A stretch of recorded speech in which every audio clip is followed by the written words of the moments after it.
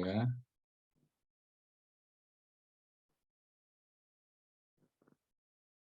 Hilang ini Pak, share screen. ya, bentar. Oke.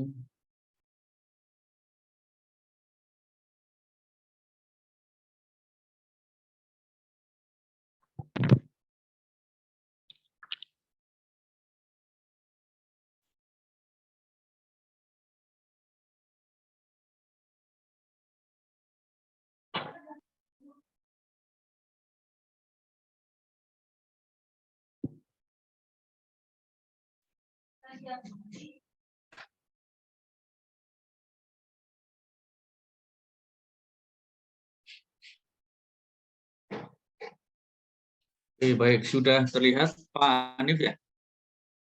Sudah Bapak. Oke, baik, terima kasih. Bismillahirrahmanirrahim, selamat pagi, Assalamualaikum warahmatullahi wabarakatuh. Terima kasih sebelumnya kami ucapkan kepada Ibu Mega dan Pak Hanif atas kesempatan yang diberikan kepada kami dari perusahaan PT Langgeng Ciptalindo untuk yang kedua kali memberikan materi terkait dengan program praktisi mengajar di program studi Teknik Kimia Universitas Negeri Semarang pada hari ini. Nah, untuk pagi hari ini kita akan membagi pengalaman terkait dengan bagaimana kita melakukan audit terhadap sistem air pendingin, di cooling water system audit. Nah, kalau sebelumnya apa yang kami sampaikan adalah steam system, artinya proses pemanasan.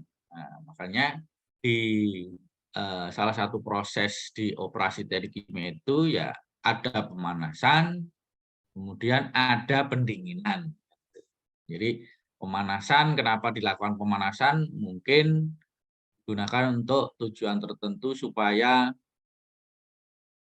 produknya tercapai, kemudian ketika didinginkan kembali, artinya ya harus dikembalikan ke temperatur ruang begitu ya. Jadi untuk dilakukan misalnya packaging misalnya. Sehingga ada proses yang disebut namanya heating cooling system. Jadi adik-adik sekalian nanti kami akan berbagi terkait pengalaman ini ya. Kalau masalah nanti teori cooling water itu seperti apa, cooling tower itu teorinya seperti apa, itu bisa dibaca di buku. Ya, bisa tanya nanti dengan Pak Hanif atau Bu Mega. Tetapi penekanan di program praktisi mengajar ini tentu apa-apa yang mungkin belum diperoleh di bangku kuliah itu bisa disampaikan di sini melalui pengajar praktisi yang memperoleh pengalaman-pengalaman atau praktek di lapangan, tergantung jam terbangnya juga. Dan ini yang mungkin belum diperoleh. Nah, makanya dengan seperti ini seakan-akan adik-adik mahasiswa-mahasiswi itu bisa belajar, oh ternyata prakteknya di sini ya. Jadi sudah bisa mengira-ngira, sudah bisa membayangkan kalau teorinya seperti ini, oh ternyata prakteknya ternyata di lapangan seperti ini. Makanya kalau di sini kan berarti ada cooling water system, kan berarti ada cooling tower. Nah ini kalau misalnya adik-adik pengen tahu cooling tower itu seperti ini bentuknya di lapangan. Kemudian pompanya, pompa sirkulasi cooling towernya. Terus ini ada perpipaannya, gitu ya. Kemudian di sini ada tim kami yang sedang melakukan pengukuran di atas cooling towernya. Kemudian ini juga tim kami sedang melakukan pengukuran laju alir air pendingin dengan menggunakan ultrasonic flow meter. Nah, ultrasonic flow meter itu apa? Nah, mungkin di bangku kuliah belum tentu diajarkan, tapi di program praktisi mengajar ini kita bisa berikan pengalamannya ultrasonic flow meter itu seperti apa, prinsipnya seperti apa, nanti bisa ditanyakan. Kemudian ini juga ada semacam seperti kemarin yang sudah sampaikan, ada utility monitoring system, ya, baik itu ada steam, ada cooling water, ada compressed air system atau udara tekan, kemudian nanti ada chill water system, jadi air pendingin tapi lebih dingin daripada cooling water, ya. Kemudian bisa saja gas-gas yang lain, misalnya nitrogen dan sebagainya. Nah, itu dimonitor dalam satu apa istilahnya nih, ya monitoring system, ya. Utility monitoring system, tergantung nanti sistemnya mau pakai apa. Nah, ini biasanya nanti lebih lanjut di pabrik akan bisa dipelajari saat misalnya kerja praktek. Oke, baik. Nah, ini adalah sistem dari pemanasan dan pendinginan, heating and cooling system di salah satu pabrik. Nah, kebetulan ini saya izin ke PT Clariant Indonesia, ya, untuk bahan ini digunakan untuk bahan ajar begitu ya. Nah, ini adik-adik sekalian bisa melihat ini nih. Nah, di sebelah kiri ini adalah semacam tangki reaktor. Nah, tangki yang mereaksikan satu bahan, dua atau lebih bahan dicampur dalam satu tangki reaktor, kemudian dipanaskan dengan menggunakan steam. Ya. Setelah panas berarti kan kemudian ini ada tangki berpengaduk, ada pengaduknya, ada motornya. Ya, ini pengadukannya ini helical. Ini adalah tangki jaket berpengaduk yang digunakan untuk reaksi kimia dari beberapa bahan. Nah, ketika steam sudah masuk ke dalam satu sistem, nah steam itu lewat di sini adik-adik ya. Jadi ini ada namanya jaket tank, di dalamnya itu isinya ini ada pipa melingkar menyelimuti tangki reaktornya. Ya. Jadi namanya ini, jadi dia separuh ini, pipanya itu separuh. Jadi separuhnya nempel ke dinding, ya, dia hanya namanya half coil begitu. Ya, di separuhnya nempel digunakan untuk nanti kalau untuk pemanasan berarti steamnya lewat sini. Nah, makanya di sini kan ada steam masuk, pipa steam. Ya, ya. Pipa steam masuk, memanaskan. Setelah pemanasannya selesai, dilanjutkan misalnya ke pendinginan. Karena pendinginan ini digunakan nanti ketika mau transfer ke bagian packaging ya, atau wadah kan harus dingin, ya, harus didinginkan. Nah, ketika steam sudah masuk, sudah proses selesai, maka berikutnya adalah cooling water systemnya masuk nih. Nah, ini. Jadi ini sudah selesai, valve-nya ditutup, ya. Kemudian steam-nya lewat sini, keluar. Nah, jadi, nah ini kalau steam masuk ini ke hull coil, nah ini kelihatan ya. Kemudian keluar melalui steam condensate return. Nah, ini. Jadi ketika ini sudah selesai, ditutup, dia otomatis dari programnya ini. Kemudian cooling water supply masuk. Di sini, kemudian udah mendinginkan selesai. Mendinginkannya tentu alirannya ada aliran masuk dan keluar. Kita cari yang keluar. Nah, yang keluar ini cooling water return. Nah, ini artinya ini yang kembali ke cooling tower. Nah, kira-kira seperti itu ya adik-adik ya.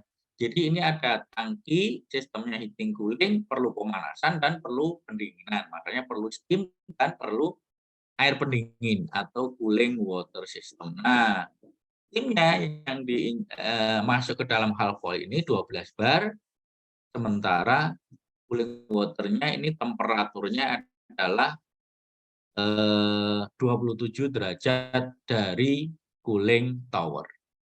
Jadi Yang penting ngerti dulu nih, ketika adik sudah merancang ini tangki, sistemnya heating cooling system, berarti utilitas apa yang diperlukan. Ya, ini kan berarti ada steam, oke, ada chiller water ini ada juga nih. Nah, kan. Kemudian apalagi, nah, compress air juga perlu juga. Nah, seperti itu. Artinya kita bisa menggambarkan seperti ini, bikin PNID-nya, maka adik-adik akan tahu ketika merancang satu proses, utilitas apa yang diperlukan. Next. Nah, ini adalah cooling water system yang biasanya ada di pabrik, gitu ya. Nah, awalnya kita lihat seperti apa ya. Cooling water system, nah misalnya ini kita punya cooling tower system. Cooling tower itu digunakan untuk mendinginkan ya air tadi, kan gini. Ketika kita mulainya dari mana nih? Nah, ini dari sini aja deh. Dari pompa ini aja dulu deh. Ini pompa supply ke proses atau ke reaktor tank tadi, ke tangki reaktor, ya, gunakan untuk pendinginan, tentu melalui distribusi. Sama seperti kemarin steam. Kalau steam kan berarti ada boiler. Berarti ibaratnya cooling tower ini boilernya. Gitu. Kalau sistem steam. Kemudian distribusinya. Nah, distribusinya masuk ke gedung A, gedung B, gedung C, gedung D digunakan untuk pendinginan. Oke. Ketika digunakan untuk pendinginan berarti temperatur air pendinginnya kan berarti naik ya. Nah, kan gitu. Nah, di sini kan tadi disuplainya 27 derajat. Ketika melakukan pendinginan terhadap tangki reaktor ini yang tadinya panas, berarti terjadi kenaikan temperatur air pendingin. Nah, kebetulan di sana dari 27 derajat naik menjadi 30 derajat atau naik jadi 35 derajat atau bahkan mungkin bisa saja 40 derajat karena bebannya tinggi begitu. Nah, kemudian ketika sudah panas, kita kembalikan ke cooling tower system. Nah, menara pendingin ya kalau bahasa Indonesia. Ya. Jadi dari sini air pendingin yang tadi panas itu didinginkan dengan cooling tower system ini dengan cara ditukarkan dengan udara. Jadi udara ini yang nanti akan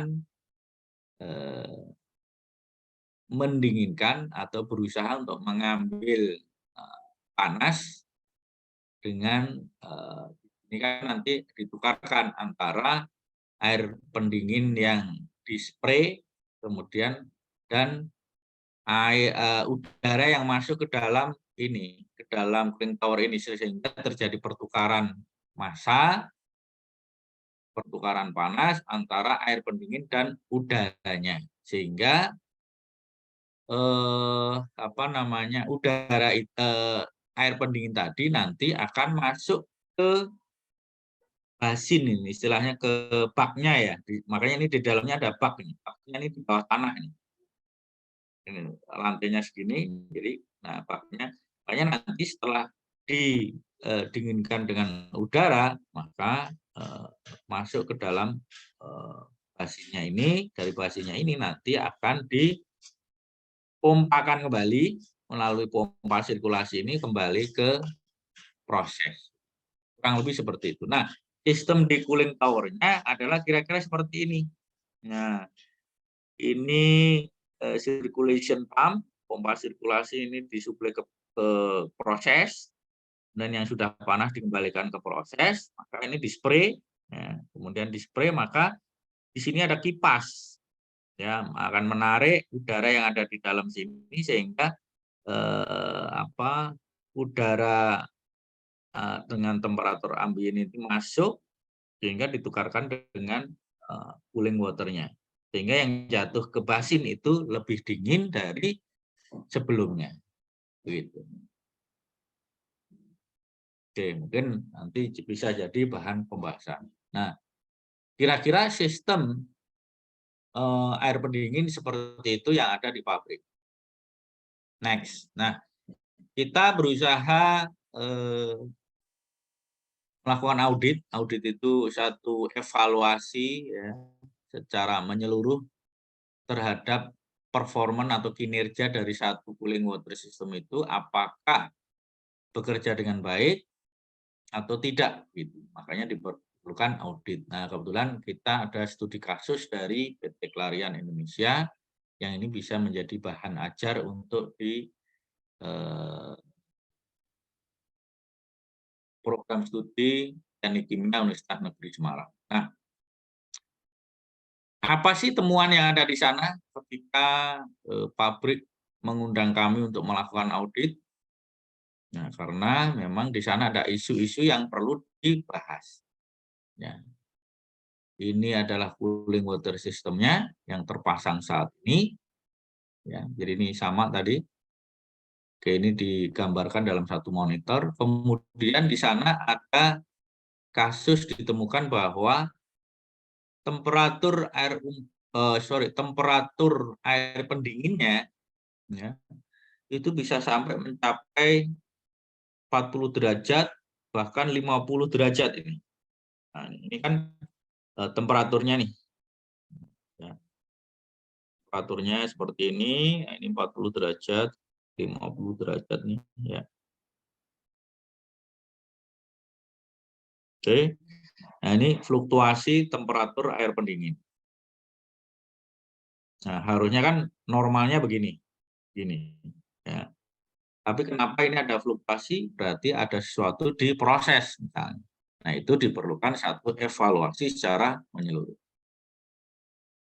Problemnya apa di sana? Bukan fluktuasi karena tipe produksinya secara batch. Jadi kalau secara batch itu misalnya, karena kan di sana ada tangki. Tangkinya itu bisa banyak, bisa ada 20 tangki. Begitu. Jadi tangkinya gantian. Oh ini pemasakan pertama di reaktor A selesai. Kemudian reaktor B selesai misalnya. Ya.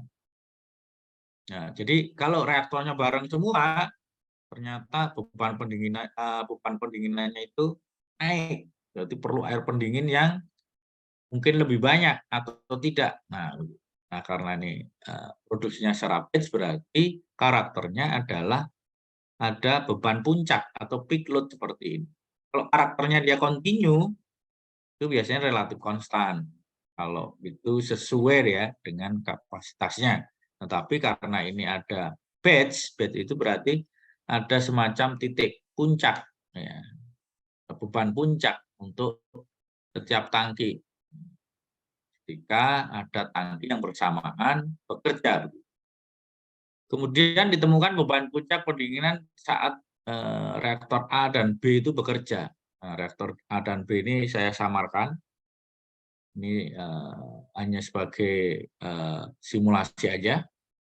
Oleh karena itu, dibutuhkan evaluasi terhadap beban pendinginan atau cooling load dan kapasitas. Nah, sama seperti boiler, misalnya kita butuh 9 ton, ya berarti boilernya minimal harus 10 ton misalnya.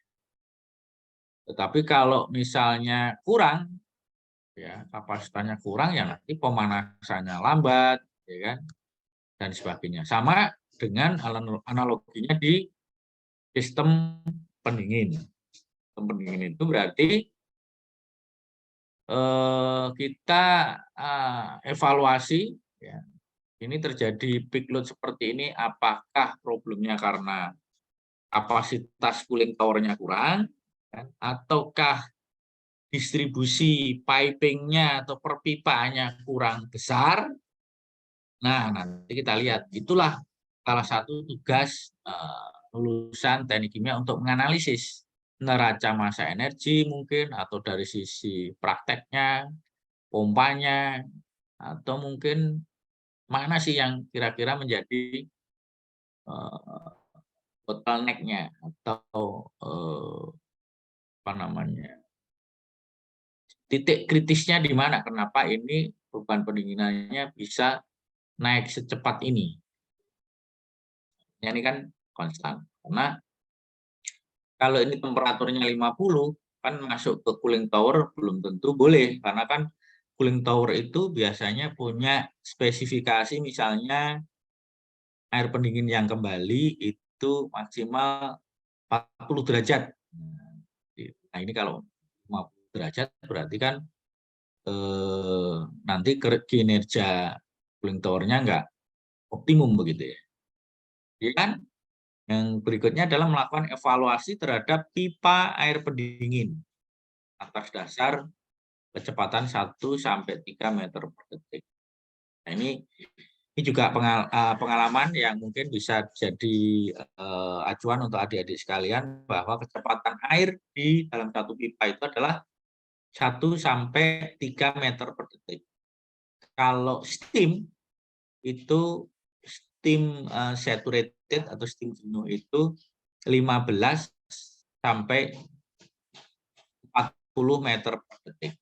Kalau steam superheated itu kecepatannya kira-kira 50 sampai 70 meter per detik. Kemudian kalau kompres air atau udara tekan, kecepatan di dalam pipa itu adalah 6 sampai 9 meter per detik. Nah, itu pengalaman-pengalaman praktis seperti itu perlu kita sampaikan. Siapa tahu nanti adik-adik sekalian kan nanti merancang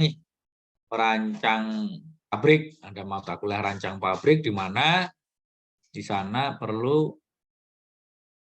desain dan perlu adjustment engineering bahwa ini kok data kecepatannya nggak ada. Nah, itu berarti kita bisa tepat antara misalnya kecepatan air pendinginnya 1 sampai, karena bisa saja data itu tidak ada. Kalau dirancang pabrik kan data mungkin tidak ada karena kan belum ada pengukuran. Kalau ini kan mungkin nanti bisa diukur dengan misalnya tadi ultrasonic flow meter. Tapi ketika merancang kan belum ada pengukuran sama sekali. Ketika mendesain awal ya kita harus mengasumsikan bahwa kecepatan aliran pendingin itu 1 sampai 3. Kemudian kita juga bisa melakukan simulasi hilang tekan atau pressure drop. Nah, kan berarti dari cooling tower ada pompa sirkulasi. Pompanya misalnya tekanannya 4,5 bar. Ketika mencapai ke proses itu tekanannya jadi berapa begitu.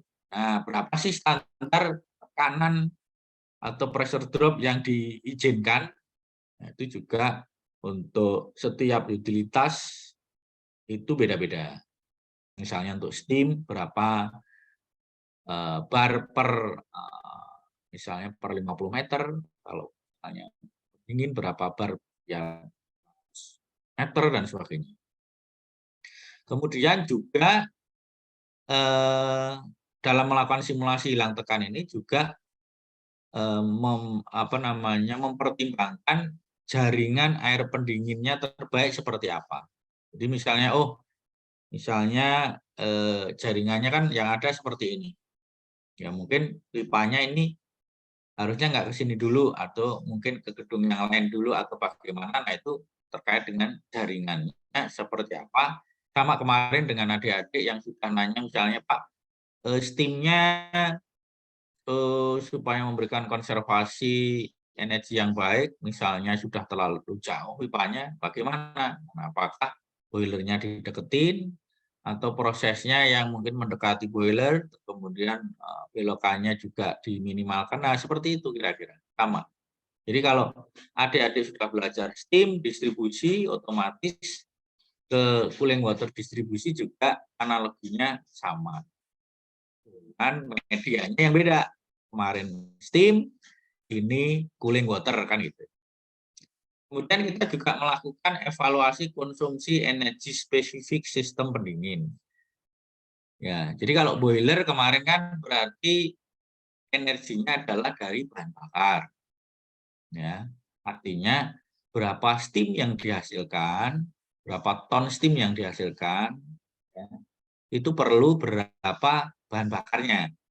Artinya misalnya pakai batu bara berarti ton batu bara per ton steam produknya berapa. Itu energi konsumsi energi spesifiknya. Nah, kalau di cooling water system itu energinya apa? Energinya bukan bahan bakar, Jadi energinya adalah pompa sirkulasi ini. Ya. Pompa sirkulasi kan berarti butuh listrik. Ya. Kemudian kipasnya atau fan yang di atas cooling tower untuk menghisap udara dari luar untuk dipertukarkan dengan air pendingin, kan itu perlu energi listrik. Jadi nanti energi listriknya harus diukur dalam satu audit. Energi listrik pompa ditambah energi listrik fan atau kipasnya dibagi dengan berapa laju alir dari cooling water-nya. Nah, kan cooling water-nya itu sebagai produknya begitu kan. Kira-kira. Nah, oke, mungkin adik-adik masih penasaran foto-fotonya seperti apa. Nah, ya, selama audit ini ada 3 unit cooling tower. Nah, kira-kira seperti ini. Di sini ada fan. Nah, kemudian udara hisap masuk dari saringan ini masuk ke dalam ke atas. Kemudian kalau air pendingin yang masuk, nah ini air pendingin. Oke, ini yang kembali ya, return itu masuk ke sini, di spray ke atas. Dan di atas ini ada media atau macam apa ya, saringan begitu ya. Di situ ada media yang bisa menukarkan isiannya. Ya, isiannya seperti kayak butiran begitu supaya memperluas kontak pindah panas dan pindah massa di situ ya. Kemudian ini ada pompanya, pompa sirkulasi yang nanti akan mengirim air pendingin ke proses. Nah, di sini ada flow meternya nih. Flow meternya berapa kubik per jam flow yang dihasilkan. Ini sudah ada. Nah, kemudian sorry ke kanan dulu deh. Nah, ini kemudian tim kami sedang melakukan pengukuran terhadap temperatur udara keluar. Kemudian ini juga ada temperatur udara masuk. Ini masuk ya lewat ini terus ke atas gitu ya. Masuk temperatur udara dan kecepatan ini. Jadi kita bisa mengetahui laju alir udaranya. Kemudian ini ultrasonic flow meter. Nah, ini menunjukkan ini 103 meter kubik per jam. Nah, kelebihannya kalau ini kan flow meternya udah kepasang di pipa. Ya, kita potong pipa, kita selipkan, insert, masuk, pasang pakai flank, pakai merupakan seperti ini. Jadi dipasangnya adalah fix, permanen. Tetapi kalau ultrasonic ini adalah flow meter yang portable, bisa dipindah-pindah. Makanya kita ukur di gedung A, kita ukur di gedung B, kita ukur di gedung C, jadi bisa dipindah-pindah dengan cara ini sistemnya adalah clamp on atau nempel. Nah, jadi ini ada 2 sensor, sensor transmitter dan sensor receiver. Oke, jadi prinsipnya ini adalah ada transmit sinyal dari transmitter ke receiver. Ya, kalau airnya diem berarti antara transmitter ke receiver, kemudian receiver dipantulkan lagi ke transmitter, itu kalau airnya diem dia 0, karena sama. Nah, ketika dia ada aliran, berarti transmit ke receiver akan lebih cepat. Nah, perbedaan waktu inilah yang nanti akan dikonversi menjadi kecepatan. Nah, kalau kecepatan tahu, kan debit itu adalah, kalau kita ingat waktu pelajaran SMA itu ya, Q sama dengan A kali V kecil gitu ya. Jadi debit laju alir air sama dengan luas penampang pipa kali kecepatan begitu kan. Nah, makanya kecepatannya tahu maka debitnya otomatis tahu karena kan kita tahu diameternya pipa ini ya. Kalau diameternya pipa maka luas penampang pipa kan tahu juga kan. Kira-kira seperti itu. Kemudian ini tim kami sedang melakukan pengukuran melihat data spesifikasi pompa, kan?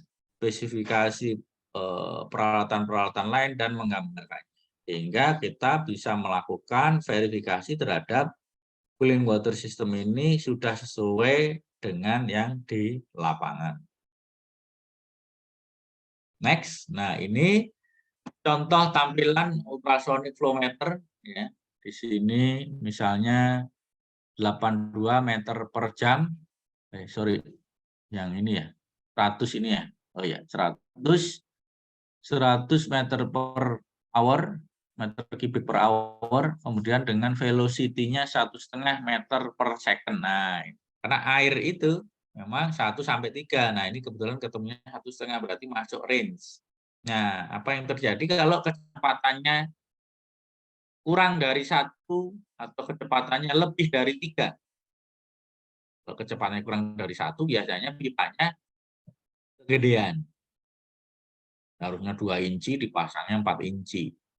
Nah, apa yang terjadi ketika kecepatannya lebih dari 3? Berarti merancang pipanya kekecilan atau undersize. Harusnya misalnya 8 inci, yang terpasang cuma 6 inci, karena kecepatan naik. Nah, kecepatan naik nanti adalah kemudian mungkin untuk mendingkan itu bisa saja kurang. Kemudian kita energi listriknya dengan menggunakan ini power meter, ukur di sisi pompa. Kemudian ini juga mengukur temperatur dan kecepatan anginnya. Kemudian ini mengukur ultrasonic flow meternya, ya. Kemudian ini juga mengukur ultrasonic flow meternya. Kemudian ini jumping ke sini, ini adalah mengukur power dari fan-nya atau kipasnya masing-masing. Ya.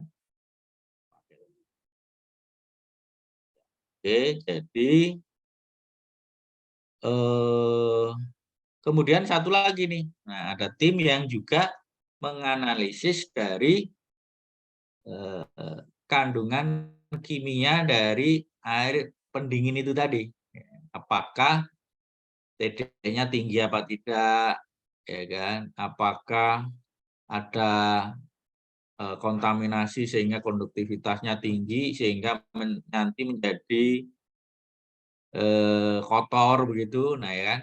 Nah ini juga nanti karena kalau air pendinginnya kotor itu juga nanti akan mempengaruhi koefisien pindah panas di sisi koil atau perpindahan panas di sisi proses tadi. Nah ini adalah kegiatan-kegiatan selama audit di lapangan. Nah ini juga apa namanya alumni teknik kimia, ya kan? Banyak ini hampir. Oke, next. Nah, setelah kita melakukan audit, kita gambarkan ini. Nah, di existing cooling water system tuh ternyata kalau dilihat dari atas layoutnya seperti ini. Ini cooling towernya, ya. Kemudian ini pipanya dikirim ke sini, kemudian balik lagi ke sini, kemudian satu lagi dikirim ke sini, ya. Kemudian balik ke sini. Jadi ini pipa utamanya ini. Nah, ini baru pipa ke cabang-cabang ke masing-masing tangki. Nah, tangki reaktornya ada berapa ini? Nah, banyak kan? Nah, ini batch. Nah, secara batch, jadi kira-kira ada 32 mungkin ini tangkinya. Nah, tangki inilah yang nanti perlu cooling water atau air pendingin sehingga produknya nanti bisa didinginkan untuk dipindahkan ke packaging atau wadah terakhir yang nanti siap jual. Nah, kemudian kami juga bisa menggambarkan secara isometriknya atau secara 3 dimensi begitu ya. Ini cooling towernya ada 3, ya. Kemudian pipanya masuk ke gedung A, kemudian masuk ke gedung B, gedung C, dan kembali lagi seperti ini. Nah, kita juga gambarkan semua masing-masing dari satu gedung. Nah, satu gedung berarti tangkinya ini. kemudian jaringan pipa air pendinginnya seperti apa, kemudian jarak-jaraknya, ukuran pipanya dan sebagainya. Ini gedung A, gedung B, gedung C, ini dari sisi isometriknya, ini dari sisi layoutnya dari atas. Lebih seperti itu. Artinya audit ini juga memberikan gambaran terhadap sistem air pendingin yang terpasang saat ini. Oke. Kemudian, nah ini satu hal yang baru mungkin ya, bahwa cooling water system itu punya jaringan juga. Ya, ini CWS cooling water supply 10 inci, kemudian masuk ke G15, masuk ke gedung ini, kemudian juga masuk ke gedung ini, satu lagi yang 10 inci masuk ke gedung ini. Nah, nanti masing-masing akan masuk ke cooling water return yang nanti ini dikirim kembali ke cooling tower atau menara pendingin. Oke. Nah, kalau melihat gambar seperti ini mungkin adik-adik sekalian juga mirip-mirip kan jaringannya itu seperti kayak jaringan listrik. Nah, kalau listrik itu kan di sini mungkin ada arus, tegangan, sama daya begitu ya. Sama dengan misalnya air gitu ya. Terus steam juga sama sebenarnya. Jadi misalnya di sini flow rate itu berarti nanti terkait dengan arus begitu ya. Kemudian kalau beda di sini nanti ada pressure drop, beda tekan. Ya. Itu nanti bisa terkait dengan pressure drop di pipa. Beda tegangan gitu ya. Kira-kira sama seperti itu. Kemudian nanti ketika ada hambatan dan sebagainya sama dengan di kelistrikan juga ada resisten.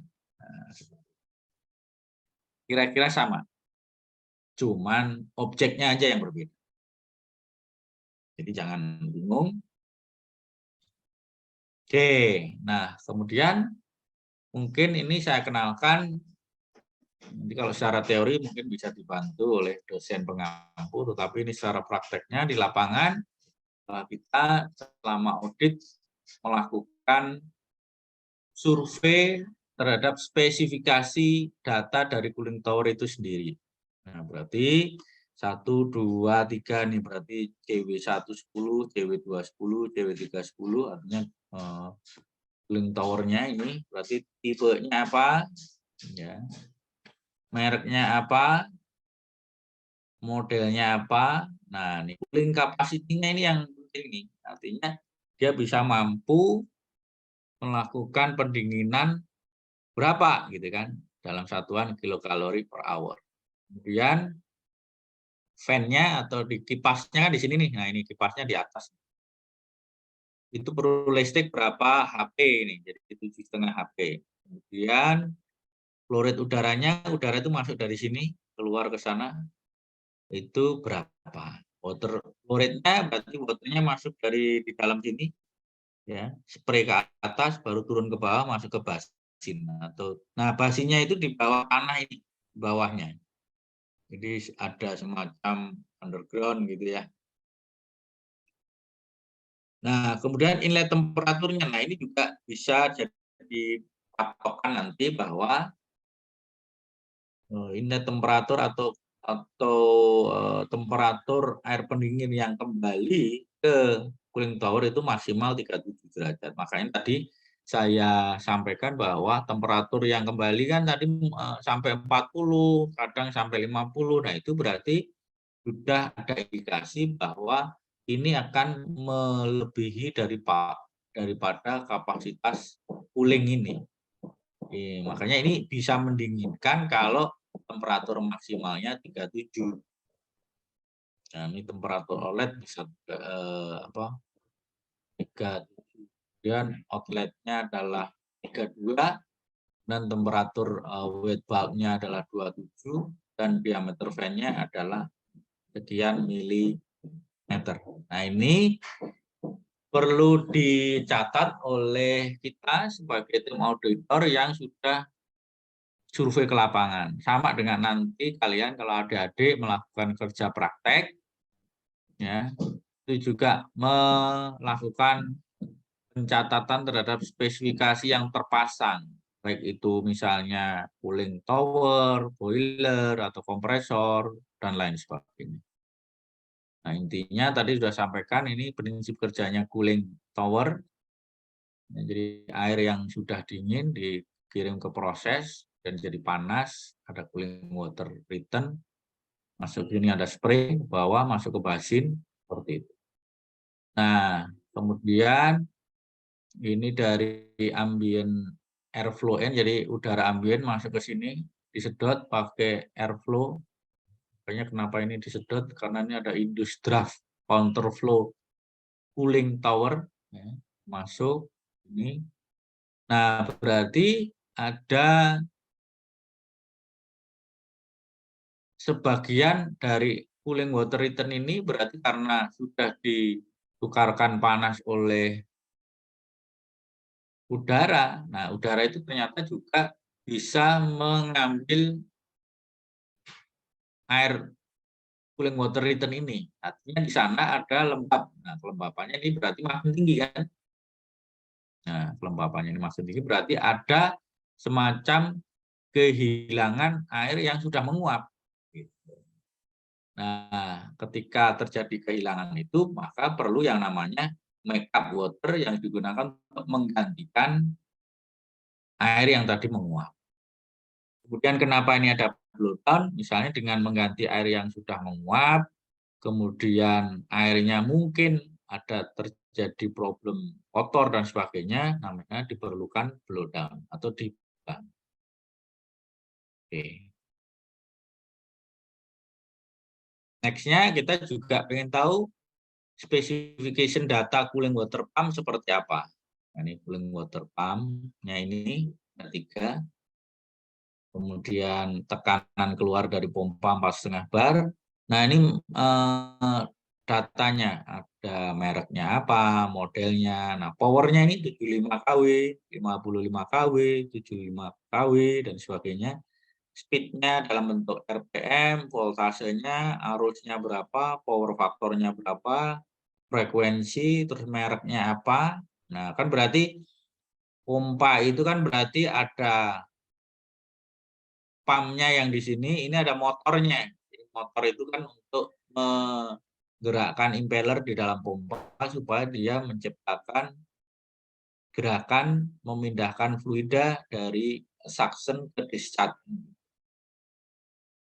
Terus pompanya mereknya apa, modelnya apa, kapasitasnya ini yang penting. Ya, ini kan 400 kubik per hour. Ini berarti yang kecil 140, ini yang gede 4. Headnya berapa? 50 meter, atau berarti artinya dia bisa 5 bar ya. Meter itu kira-kira sebanding dengan 5 bar, makanya ini 4,5 bar saja. Kira-kira seperti itu. Nah, ini spesifikasi motor dan pompa yang biasanya kita temukan di pabrik. Nah, foto pompanya kurang lebih seperti ini. Nah, kemudian cooling tower-nya, ya kan kita harus nyari data kan. Nah, tadi sudah saya sampaikan juga bahwa ini temperatur, ya kan, temperatur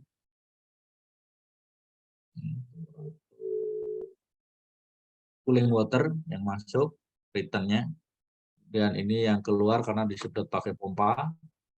Nah, kemudian di sini ada udara masuk lewat sini, udara keluar lewat sini. Jadi pertukaran antara air panas yang masuk terhadap udara dingin ambien yang keluar. Kemudian ini pembacaannya flow meter, karena di situ tadi kan ada 3 cooling tower kan, berarti ada pembacaan 3 cooling tower masing-masing. Ini ada bacaannya, ada 100, ada 106, ada 111 dan sebagainya. Nah, ini pengukurannya kurang lebih seperti ini yang returnnya. Ini tim audit sedang mengukur, ini ada flow meternya dan sebagainya. Dan untuk ke proses pengukurannya kurang lebih seperti sama. Kemudian untuk kita tahu konsumsi energi di pompa, kita juga pasang alat ini power meter. Nah, rata-ratanya ini 58,4 selama range waktu tertentu. Misalnya kita sampling selama 2 jam atau 3 jam, profilnya seperti ini. Kemudian kita ukur juga di sisi fan cooling towernya pakai clamp on. Ini yang keluar adalah arus kalau nggak salah. Nah, ini ampernya begitu ya. Nah, kita pakai clamp on kecil karena menyesuaikan kabelnya begitu. Nah, ini artinya nanti digunakan nanti untuk menghitung konsumsi energi per satuan fluid dari air pendingin. Nah, ini kemudian pompa juga bisa kita hitung. Nah, ini kalau ini teoritis mungkin adik-adik sudah ada rumusnya, nanti akan diberikan dosen begitu ya. Bagaimana cara menghitungnya, tetapi yang saya sampaikan di sini bahwa kurva pompa itu seperti ini, artinya ada kapasitas, ada efisiensi. Nah, kita harus bekerja pada base efisiensi point. Ya, berarti kalau pompanya speknya 400, kita kerjanya cuma di bawah 150, berarti efisiensinya bisa turun. Nah, makanya kalau bisa bekerja antara, ya ini Mas, ini kan masih tinggi nih, berarti kira-kira katakanlah range-nya 250 sampai 400 ini adalah masuk ke kategori base efficiency point. Jadi kita baiknya bekerja di sisi sini. Jadi jangan salah kita memilih atau melakukan seleksi terhadap pompa ini yang terkait rancangan. Makanya adik-adik nanti kalau ada macam pompanya, pilih flow rate-nya antara di sini sehingga speknya masuk, efisiensinya juga masuk. Kemudian juga mungkin ini ada tambahan, ini istilah di pompa saja, net pressure suction head, bahwa ketika kita melakukan, kan tadi basinnya itu kan di bawah cooling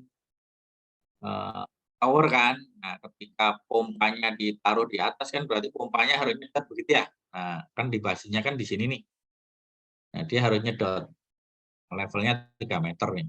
Ketika nyedot dengan temperatur 50 dan sebagainya, dihitung-hitung ternyata pompanya kesimpulannya adalah ini. NPSHA available itu lebih besar daripada NPSHA required dari pompa, sehingga tidak terjadi kavitasi. Artinya kavitasi adalah kalau NPSHA yang tersedia itu lebih kecil, ya, artinya nanti kalau ini namanya air panas disedot di ke sini, kalau disedot kan berarti ada turun tekan tuh di dalam pompa. Maka ketika dia tekanannya turun sampai di bawah tekanan uap dari air itu sendiri, ya, itu dia akan menguap, timbul bubbling di dalam impeller pompa. Nah, timbulnya bubbling itulah yang disebut kavitasi. Nah, kavitasi nggak boleh karena nanti akan mempercepat umur dari pompa, akan cepat rusak. Karena nanti ada getaran, ada water hammer, ada suara vibrasi, noise di dalam pompa itu sendiri. Nah, dengan menghitung seperti ini, ada software-nya, maka disimpulkan bahwa pompa aman, parameter operasi aman. Gitu ya. Ketika aman berarti tidak ada masalah dengan ketinggian air pendingin atau kedalaman. Nah, tadi kan kita juga sudah melakukan pengukuran terhadap listrik dari fan, dari pompa, ya kan? Maka pompa kan tadi 58,4 kW. Kemudian fan atau kipasnya untuk masing-masing cooling tower itu ada 3. Kita total adalah 72,4. Sementara flow rate-nya dari cooling tower, flow rate air pendinginnya itu rata-rata 270 meter kubik per jam. Jadi spesifik energy consumption itu adalah 0,27 kilowatt per meter kubik per jam. Kemudian setelah sebulan, 2 bulan kita ukur lagi. Ternyata apa yang terjadi?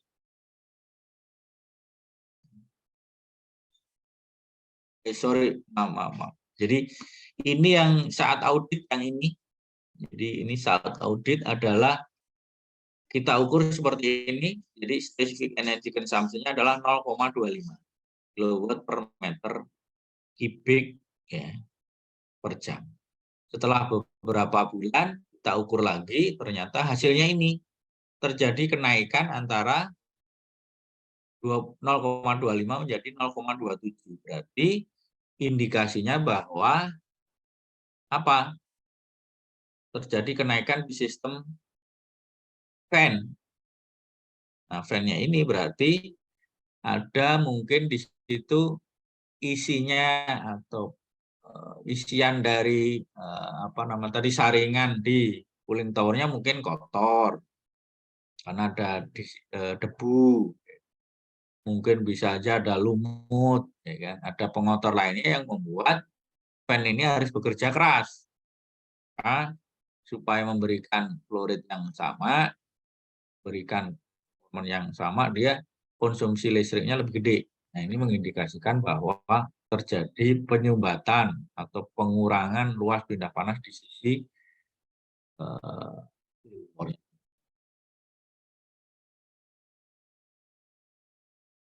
Nah, kemudian ini juga sebagai tambahan wawasan saja. Jadi bekerja di titik sini performanya. Ini juga bekerja di titik base efficiency point. Nah, kemudian ada satu wawasan mungkin ke adik-adik sekalian bahwa ini adalah motor efisiensi. Jadi ada istilah di pabrik itu adalah ada standar IE 1, 2, 3, dan 4. Artinya dengan menggunakan teknologi standar efisiensi, ya, maka efisiensinya hanya segini. Ya. Kemudian kalau kita beli pompa dengan motor yang I2, maka efisiensinya lebih tinggi. Nah, sekarang ini trennya adalah teknologi sudah kebanyakan pabrik sudah memilih IE3 karena lebih hemat energi lagi, lebih efisien lagi. Nah, IE4 ini mungkin energi motor yang mungkin tidak pakai istilahnya magnetic bearing. Jadi tidak ada macam gesekan di dalam shaft-nya begitu. Jadi dia sudah less magnetic bearing. Jadi menggunakan istilahnya di sini super premium efisiensi. Jadi cuman memang makin ke sana makin mahal karena kan teknologi kan. Nah, ini sebagai wawasan.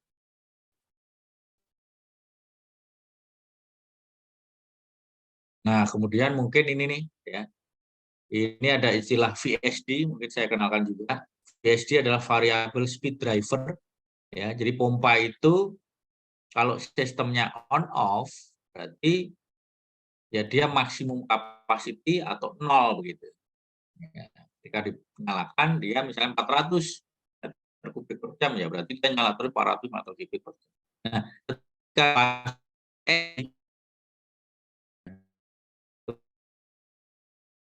ya,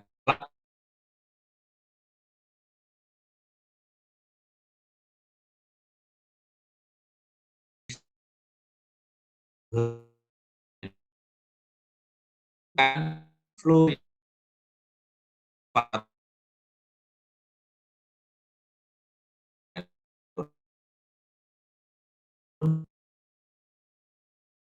RPM-nya turun sehingga kebutuhan air itu adalah sesuai dengan flow rate-nya. Nah, bagaimana cara melakukan evaluasi terhadap cooling tower performance? Tadi kan kalau pompa sudah, fan sudah, begitu ya. Nah, nanti cooling tower performanya seperti ini. Jadi nanti mungkin ini saya langsung saja ya. Jadi nanti memang ini beberapa ada rumusnya dan sebagainya, mungkin nanti di teorinya saja. Nah, nanti ini langsung prakteknya saja ya. Jadi ketika beban rendah, ini logikanya ya. Oke, temperatur yang masuk itu 30. Ini dari proses. Temperatur return berarti ya. Keluar dari cooling tower adalah 28 sekian. Nah, setelah dihitung antara cooling load berarti yang diperlukan oleh proses atau tangki reaktor. Kalau cooling capacity berarti kapasitas pendinginan yang dimiliki oleh cooling tower itu sendiri. Gitu. Oke, paham ya? Jadi kalau beban rendah dengan cooling load seperti ini, 150 kilokalori per hour, itu masih jauh di bawah cooling capacity-nya. Artinya pembebanan aktual di pabrik itu masih di bawah kapasitasnya, jadinya nggak masalah. Oke, karena ini 877.500 kilokalori per hour. Sementara yang dipakai adalah hanya 150 sampai 279 kilokalori per hour. Ya masih bisa dong cooling tower saat ini, kan gitu. Nah, kemudian next. Kalau normal load itu artinya mungkin produksinya normal gitu ya. Temperatur yang kembali, temperatur air pendingin yang kembali dari proses itu 35. Tadi ingat bahwa spek desain kita kan 37 tadi. Ya, berarti kan secara spek temperatur aja masih masuk. Bagaimana dengan cooling load dan cooling capacity? Cooling load-nya adalah ini. Kilokalori per hour-nya masih di bawah dari cooling capacity dari cooling tower itu sendiri.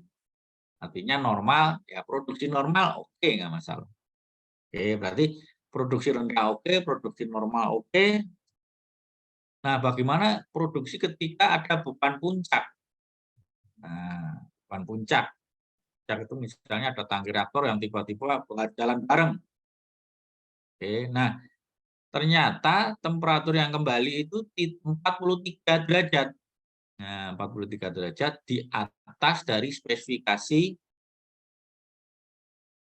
desain. Desainnya 37, maksimal temperatur yang boleh kembali. Ternyata ini 43 sampai 50 derajat. Oke. Kemudian dari cooling load sendiri ternyata, nah kalau kita lihat, cooling load-nya itu lebih tinggi daripada cooling capacity-nya. Nah ini jadi problem. Ya, problemnya adalah sudah cooling load lebih besar daripada cooling capacity, temperatur yang kembali itu 50 derajat. Padahal desainnya 37. Karena itu walaupun ketika dicampur dengan air di dalam tep ini 31 derajat kan biasanya tadi 30 dan sebagainya. Oleh karena itu kesimpulan kita apa? Cooling tower yang saat ini ada 3 unit itu tidak cukup untuk mengakomodasi dari beban pendinginan. Solusinya apa? Ya gampang saja, tambah cooling tower, kan gitu. Tambahnya berapa? Nah, apakah hanya tambah cooling tower saja? Bagaimana dengan pipanya? Kan gitu. Nah, ketika seperti ini gampang saja, berarti cooling load-nya totalnya sekian. Ya. Kemudian cooling capacity-nya sekian dari 3 unit ini. Ya. Perlu tambahan cooling tower kapasitasnya. Jadi selisihnya dibagi dengan kapasitas per unitnya. Berarti perlu 1,2 unit. Kan nggak mungkin 1,2 unit. 1 unit kurang. Nah, harusnya berarti 2 unit cooling tower. Ya, perlu tambahan 2 unit cooling tower. Oke, mungkin ini saya lewatin dulu. Nah, ini prosesnya tadi ini temperatur yang cooling tower ya cooling water return yang kembali 43 sampai 50 sehingga terjadi alarm di sini. alarm bahwa ini temperatur yang kembali ketinggian. Itu terjadi ketika beban puncak. Ya, oke. Nah, terjadi seperti ini. Nah, ternyata fluoridnya juga naik nanti 400 sampai 500 pada pipa 10 inci. Oke. Maka dari itu perlu untuk menaikkan cooling water fluorid juga ternyata. Kan berarti nambah cooling tower berarti nambah juga fluoridnya. Nah, kalau nambah fluoridnya pipanya cukup apa enggak? Ya, berarti harus dilihat. Nah, ini water pipe sizing utility. Jadi kalau dengan 400 meter kubik, ya, pipanya kan 10 inci tuh. Sorry. Mana? Nah, 10 inci nih. Ya, 10 inci. Oke. Nah, ketika nanti 530 kubik, 10 inci sudah enggak cukup ini. Harus di atasnya. Bisa, ya artinya ini. Bisa 12 inci atau 16 inci. Begitu. Ya. Jadi ini 250 mili itu 10 inci. Ya, kalau inci itu kan berarti ya, semua ini mili kan, internasional ya. Oke, nah ketika terjadi peak load ini kita lihat temperaturnya naik, beban puncak turun lagi, naik, beban puncak turun lagi, dan ini mengakibatkan alarm terhadap sistem. Kemudian kita juga lihat peak load monitoringnya seperti apa, terjadi peak load seperti ini. Berarti ini distribusinya seperti ini datanya. Kemudian terjadi peak load, itu datanya seperti ini. Ini sebenarnya ada data fluoridnya dan sebagainya, nggak, mungkin terlalu kecil, nggak kelihatan. Ya.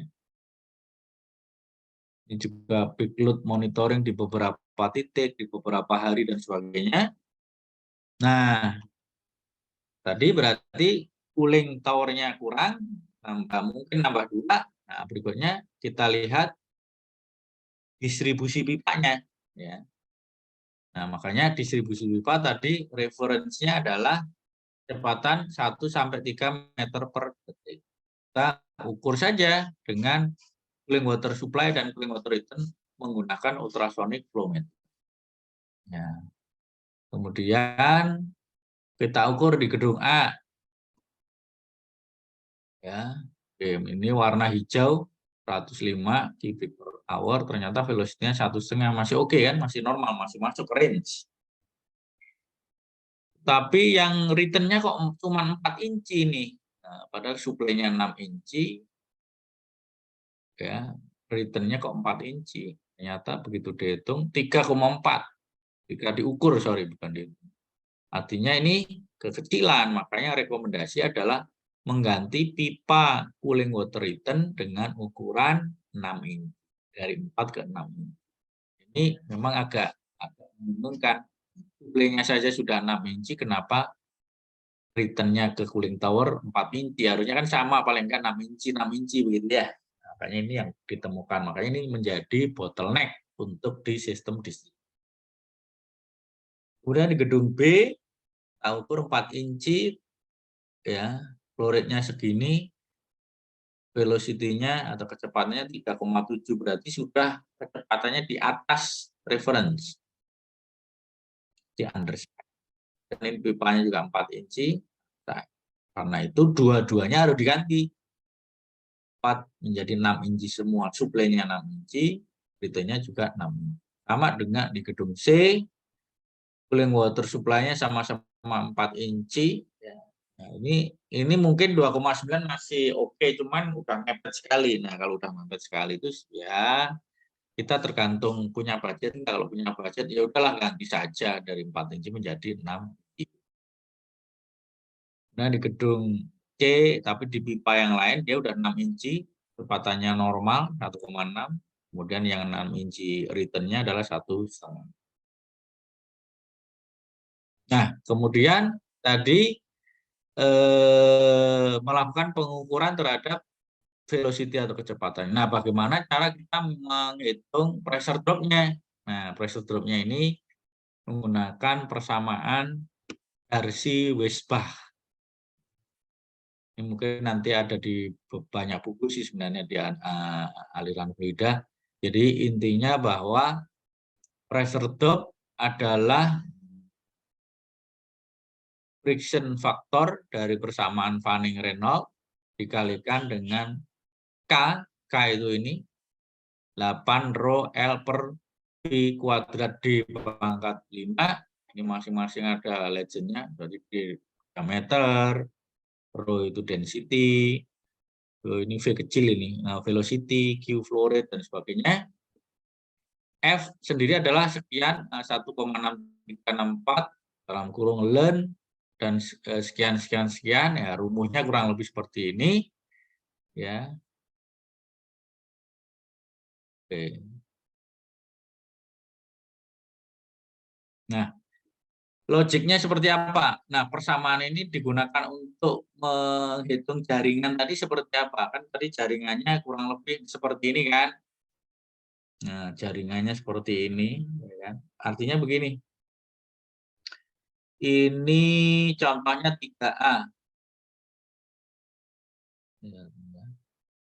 3A, 1A, berarti ini A masuk, ini 1, 2 ini adalah reaktor 1, reaktor 2 begitu ya. Oke. Yang A ini adalah upstream, B itu adalah downstream, inlet outlet ya. Jadi prinsipnya adalah delta P 1A dan 1B itu akan sama dengan delta P dari 2A dan 2B. Ini sorry, ini B nih, sorry. Harusnya ini B ya. Sorry, ini salah ketik.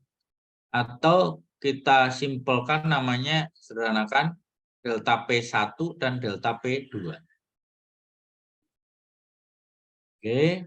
Nah, delta P1, delta P2 itu adalah rumusnya ini kan. Nih. F1K1 Q1 kuadrat sama dengan F2K2 Q2 kuadrat. Banyak Q2 jadinya kan ini pangkatkan setengah kali Q1. Q2 berarti kan Q2 berarti yang ini ya. Oke. Q2 itu adalah, nah Q2 udah ketemu nih. Oke, Q2 adalah sekian Q1. Nah, sementara Q2 berarti ini ya. Berarti Q3A itu kan berarti Q atau Q3B sama kan? Itu adalah Q1 ditambah Q2 itu kan secara flow rate ya. Ya, oke. Kalau ini flow rate-nya ini berarti flow rate 1 ditambah 2 berarti flow rate 3A sama. Oke. Seperti ini. Nah, ketika flow rate 3A ini ya berarti Q1 plus Q2, maka Q2 saya masukkan ke sini. Sini. Berarti 3A itu adalah sekian dari Q1. Nah, itu disusun semua untuk untuk semua aliran disusun seperti itu. Ini baru satu jaringan. Ya. Oke. Nah, untuk melihat jaringan yang lain mungkin saya share coba ya, yang ini ya.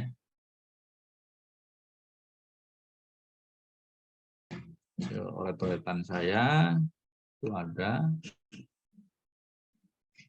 Nah, ini. Share dulu.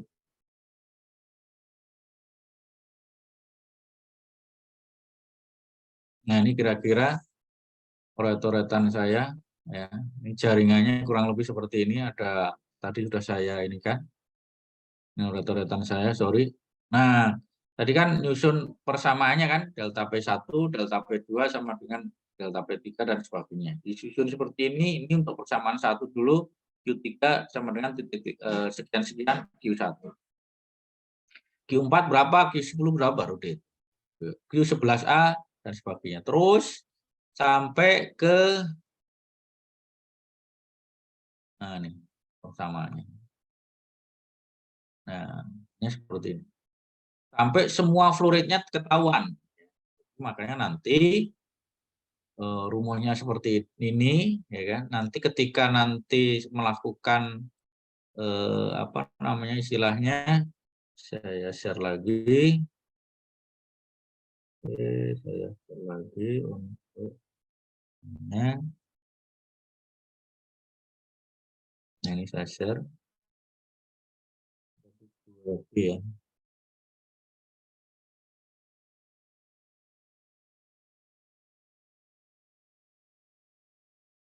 Nah, jadi terus dibikin bersamaannya, nanti sahamnya bisa kita berikan secara terpisah. Jadi kita coba, jadi ini kan karena Q1 ini tebakan awal, kita coba tebakan awal supaya mengevaluasi apakah Q total dengan 3B plus Q total itu ada 0.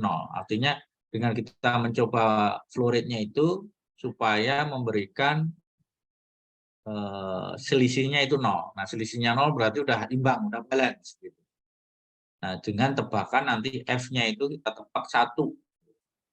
Nanti 1 ini akan dikoreksi terus sampai selisihnya ini adalah 0.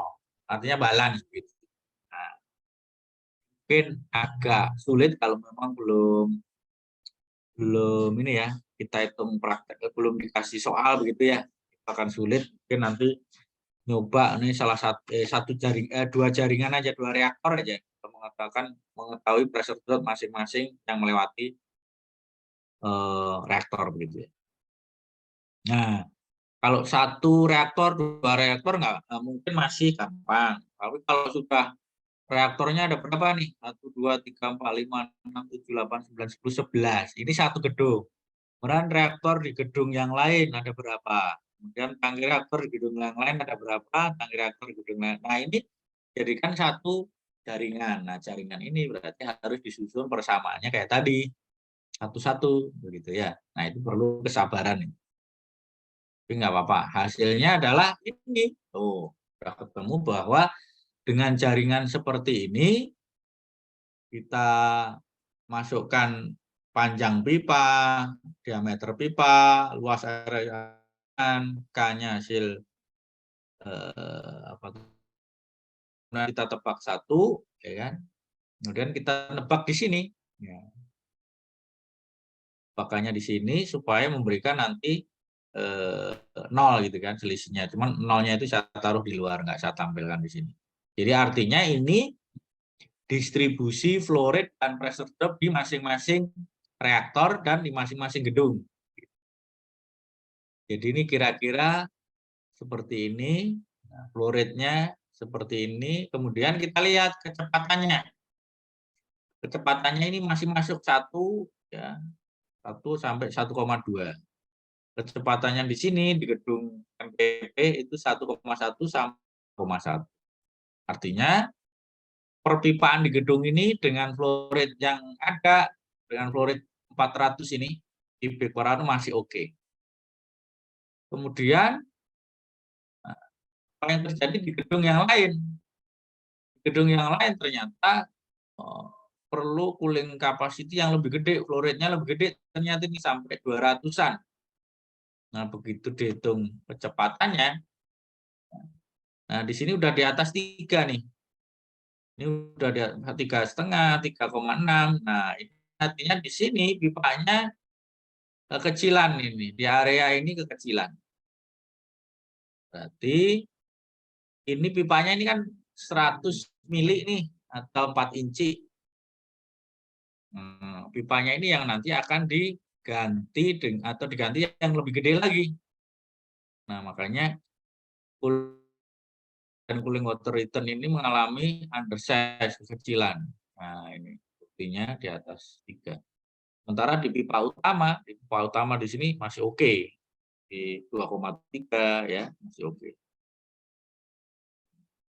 Artinya berarti selain kita nanti menambah unit cooling tower, kita juga harus mengganti pipanya di beberapa gedung supaya kebutuhan air pendingin itu cukup. Oke, ini baru 400. Nah, kalau kita nanti mau nambah cooling tower, berarti kan flow rate-nya nambah lagi. Oke. Nah, ini juga sama, pipanya harus diganti kan. Nah, kita lihat. Nah, kalau cooling water-nya nanti dari 400 kubik menjadi 540, di gedung ini masih oke, karena kecepatannya masih oke. Kemudian di gedung lain, ini ya kecepatannya masih oke. Nah, seperti itu. Karena apa? Ini adalah hasil setelah kita ganti pipa. Yang tadinya pipanya 6 inci, kita ganti 8 inci atau DN 200 mili. Total pressure drop-nya cuma 0,7 bar atau 71 kilo Pascal. Nah, dan diameternya ini juga harus diganti. Cukup apa enggak ini? Diameter 400 itu 16 inci. Nah, artinya ini yang tadinya kan ini 10 inci. 10 inci. Nah, karena ada penambahan cooling tower atau penambahan flow rate jadi 540, maka ini harus diganti pipanya jadi 400 mili atau 16 inci. Yang tadinya 6 inci jadi 8 inci, ini diganti semua, ini juga diganti. Nah, ini juga pipa utamanya diganti. Jadi artinya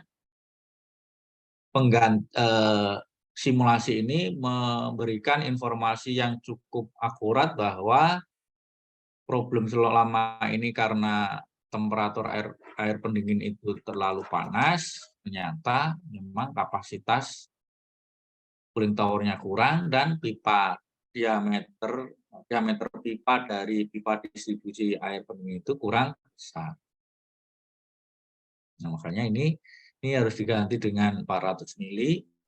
Ya, ini juga harus diganti dengan 250 mili atau 10 inci. Ya. Jadi sekarang pabrik sedang melakukan penggantian pipa. Jadi efeknya apa?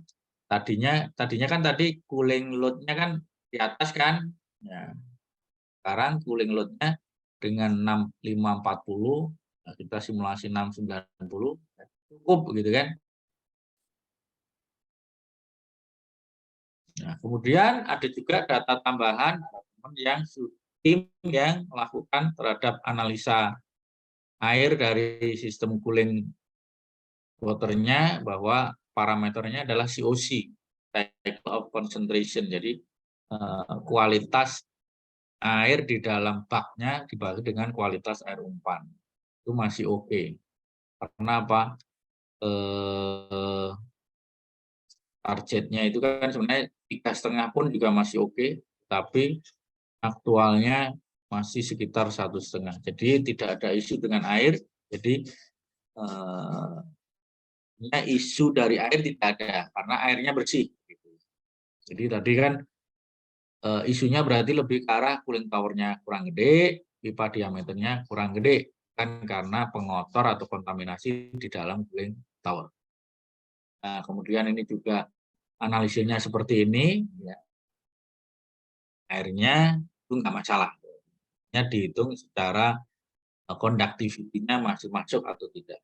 Kesimpulannya adalah bahwa dari hasil audit itu kita bisa tarik kesimpulan hasilnya yang perlu di follow up. Yang pertama, spesifik energi konsumsi ya itu saat audit 0,25 kW per meter kubik per jam, dan naik setelah 4 bulan menjadi 1,5 kali. Ini juga terkait dengan maintenance atau cleaning periodically, ya, rutin maintenance dari cooling tower. Jadi harus sudah dibersihkan setiap 4 bulan. Kemudian cooling tower mana yang paling bagus? Cooling tower yang nomor 3, kan tadi ada 1, 2, 3, berarti yang ketiga itu paling bagus. Kemudian ketika beban puncak, cooling capacity dari 3 cooling tower itu ternyata kurang atau kekecilan dibanding dengan cooling load atau beban dari proses. Sehingga diperlukan penambahan cooling tower untuk meningkatkan kapasitas dari laju alir air. Ya. Dan juga pipanya harus lebih gede. Gitu. Karena ini tidak hanya menghandle dari saat beban puncak aja, tetapi misalnya suatu saat pabrik pengen menambah tangki, tadi tangkinya misalnya ada 32, misalnya mau nambah 5 tangki lagi kan berarti dengan additional cooling tower ini sama dengan bigger pipe size ini kan berarti masih bisa dilakukan.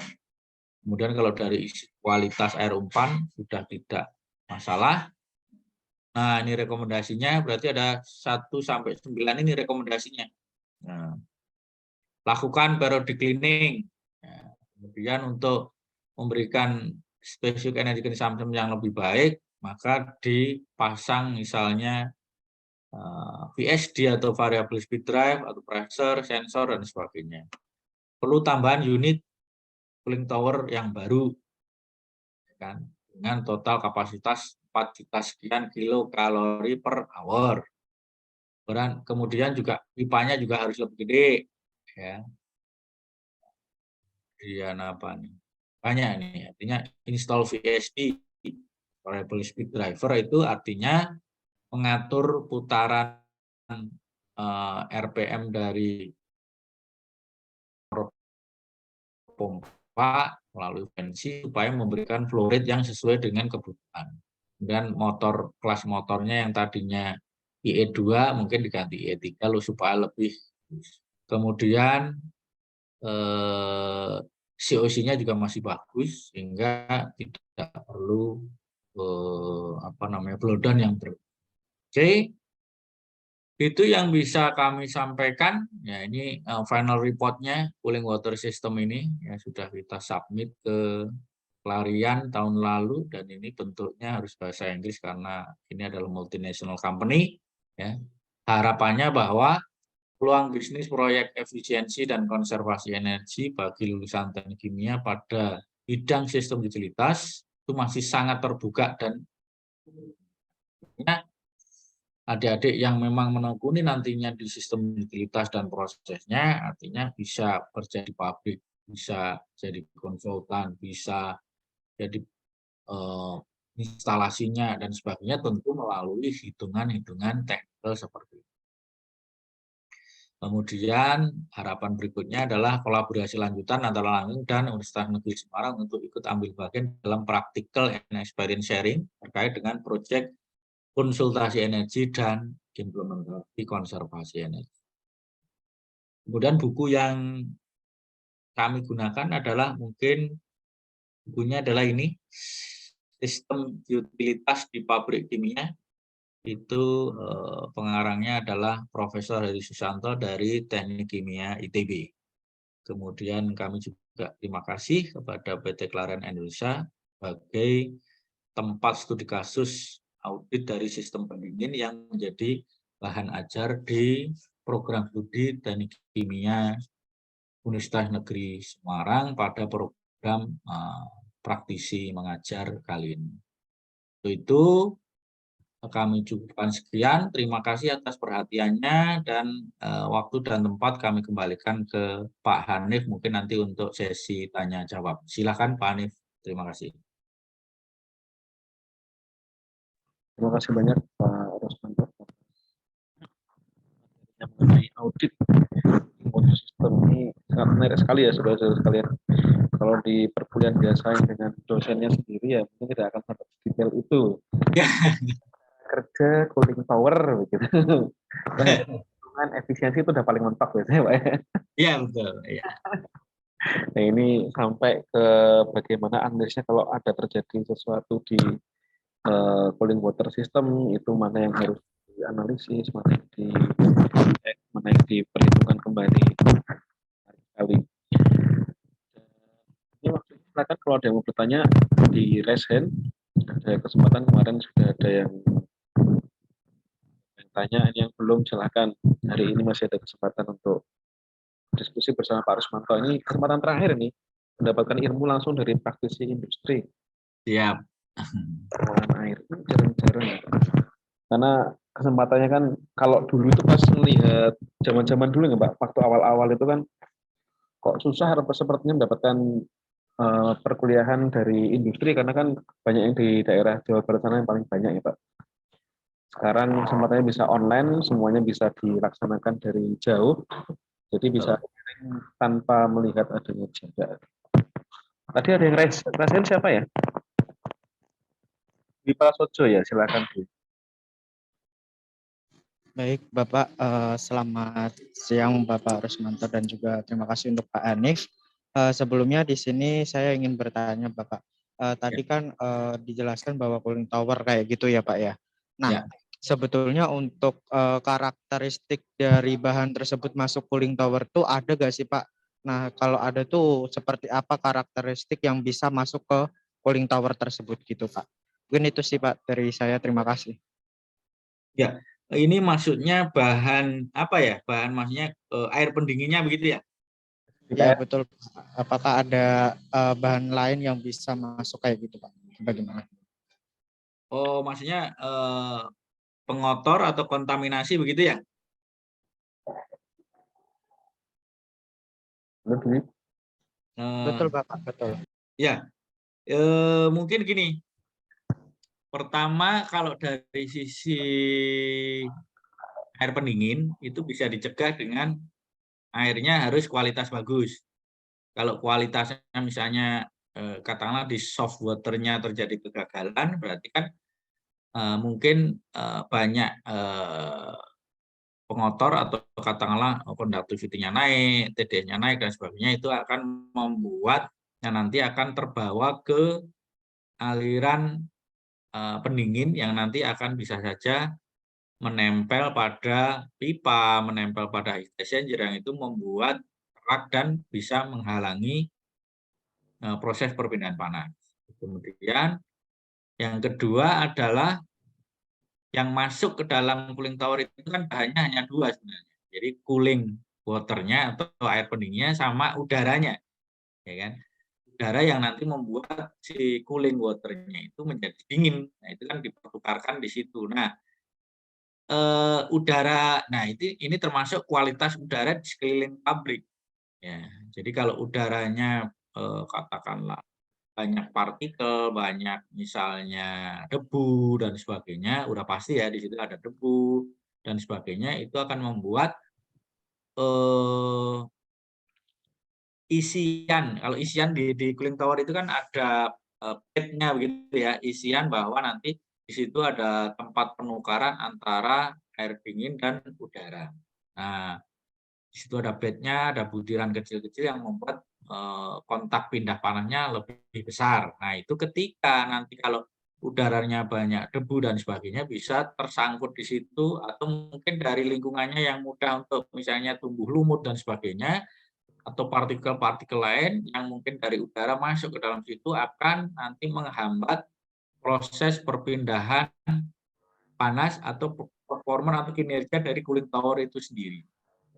Nah, makanya pencegahannya tadi bahwa tadi di kesimpulannya bahwa energi fan-nya atau kipasnya itu kan makin tinggi tuh. Nah, itu indikasi bahwa bednya atau isian dari cooling tower itu mungkin ada pengotornya. Makanya diperlukan kalau cara mengatasinya adalah melakukan maintenance, jadi dibersihkan dan sebagainya, overhaul lah istilahnya. Jadi maintenance gitu. Jadi perlu maintenance. Jadi kalau bahan-bahan lain yang tadi sifatnya membuat jadi kotor dan sebagainya dan mengganggu performa dari cooling tower dan proses itu kalau dari sisi air berarti airnya dijamin harus bersih.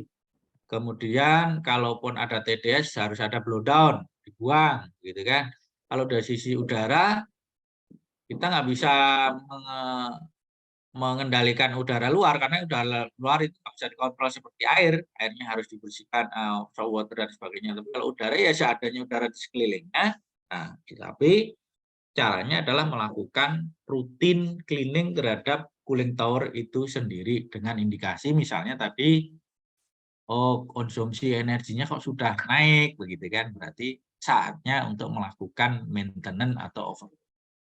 Saya kira itu Mas Dwi ya, mudah-mudahan bisa menjawab. Iya Pak, sangat terjawab. Terima kasih Pak Usmanto. Sama. Oke.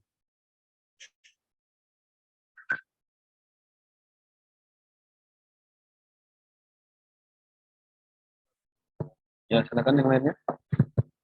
Yang kemarin sudah bertanya juga boleh kalau mau bertanya lagi.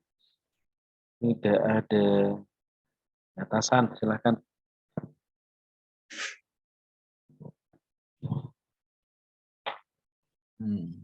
Mungkin nanti yang pertama yang bertanya dikasih coklat gitu Pak Nip ya.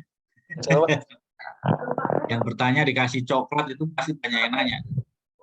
Boleh, Pak. Ya, silakan adik-adik.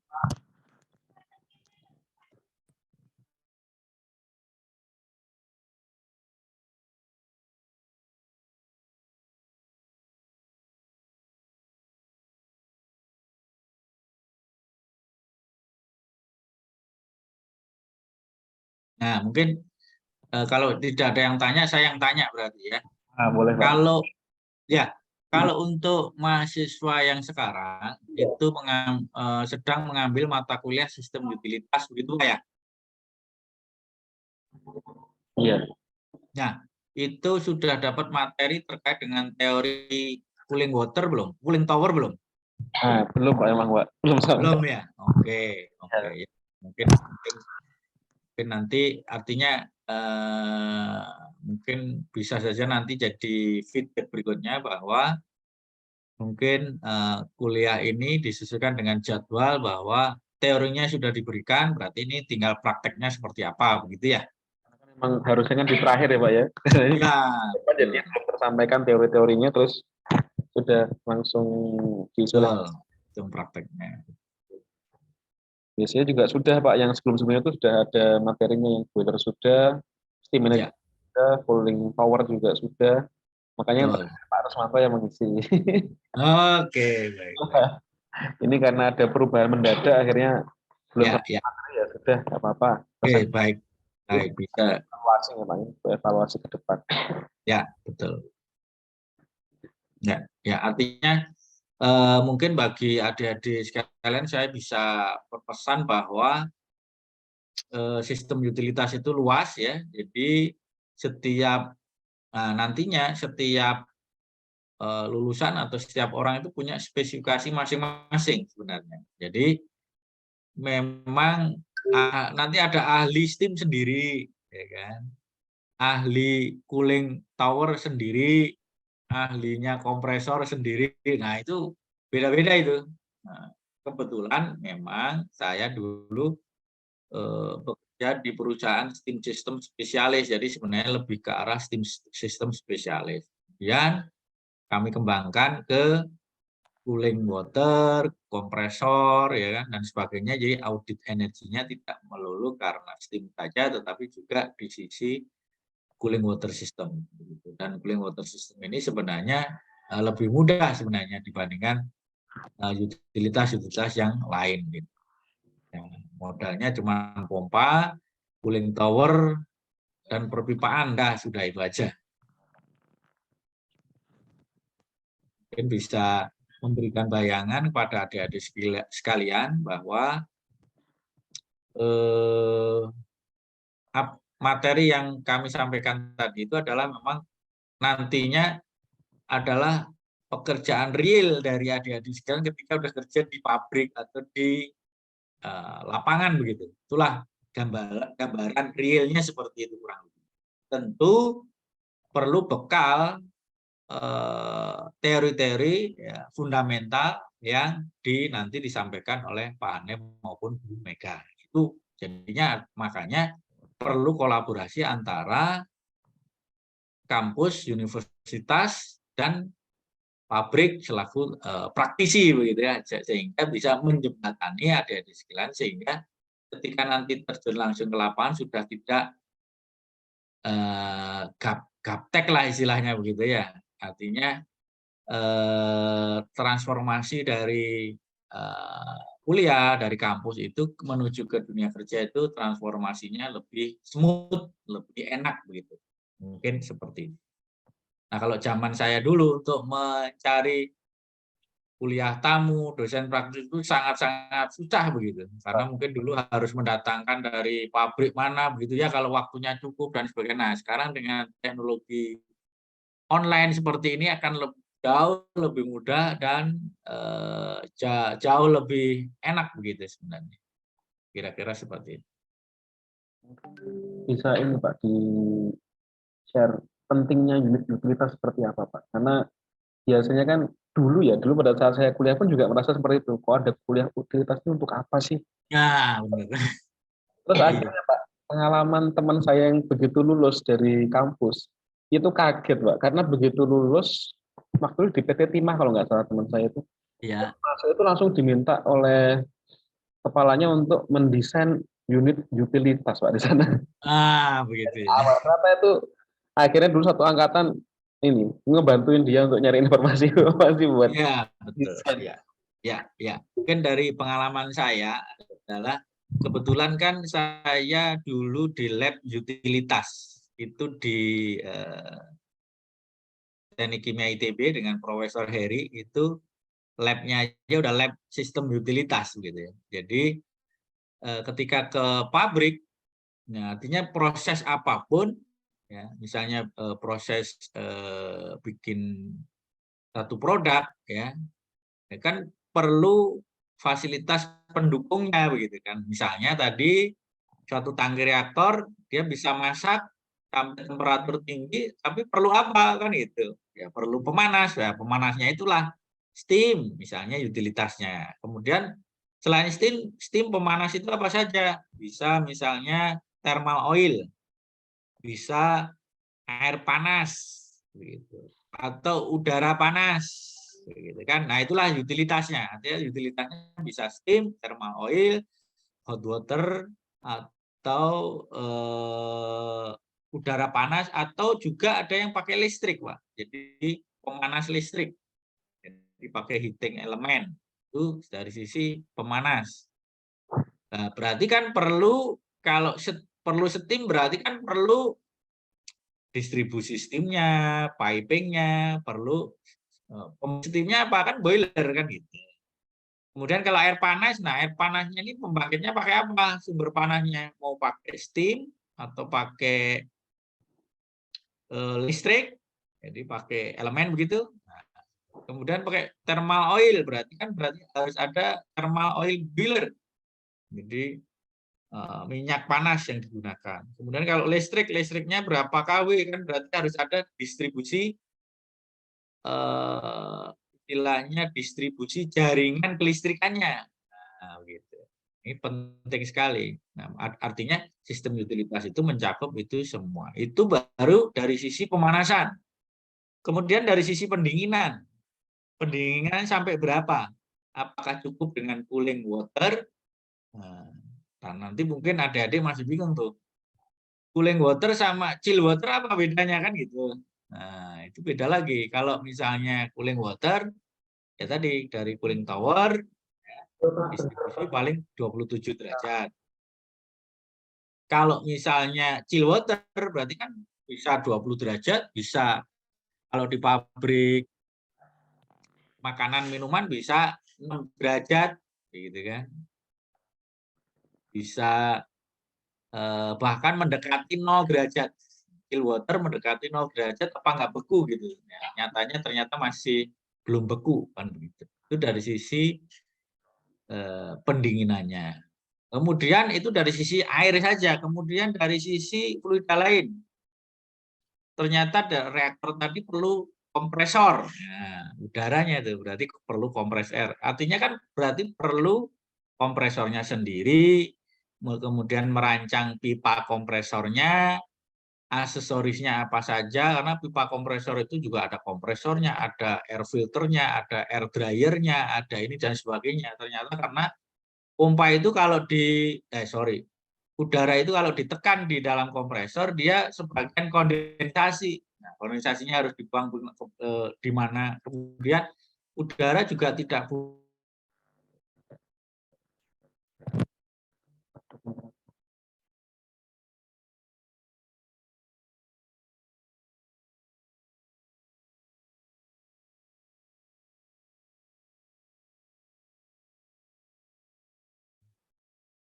perlu solar, minyak dan sebagainya. Itulah utilitas adalah yang faktor pendukung dari proses itu sendiri. Jadi malah lebih kompleks dibandingkan proses itu sendiri kan berarti. Kira-kira seperti itu Pak. Pentingnya bahwa supporting di luar proses itu sendiri artinya sangat-sangat ya penting, dan itu ternyata setelah kami pelajari itu sangat menjanjikan, apalagi di situ kalau kerja di pabrik. Nah, kebetulan kalau kami kan konsultan maupun di sisi construction, engineering construction kan berarti utilitas itu satu bisnis yang cukup menjanjikan ya. Artinya kita bisa pasang pipa steam, bisa sekalian boilernya, bisa pasang kompres airnya, sistem dan sebagainya. Nah, itu kan kita belajar, ada peluang, ada bisnis. Nah, adik-adik sekalian nanti ya kita harapkan calon-calon entrepreneur ini berikutnya kan itu kan nggak mungkin jadi dosen semua kayak Pak Hanif sama Bu Mega, karena kalau yang dosen-dosen kan artinya yang pokoknya yang paling pintar-pintar jadi dosen lah pokoknya kan. Jadi nanti sebagian di pabrik, sebagian jadi konsultan, sebagian jadi pengatur regulator kebijakan di pemerintah misalnya. Nah, kira-kira seperti itu bayangannya Pak Hanif, Bu Mega. Mungkin ada pertanyaan lain.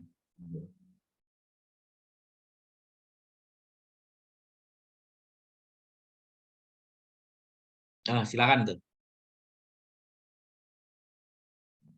Mas Fidiano, silakan.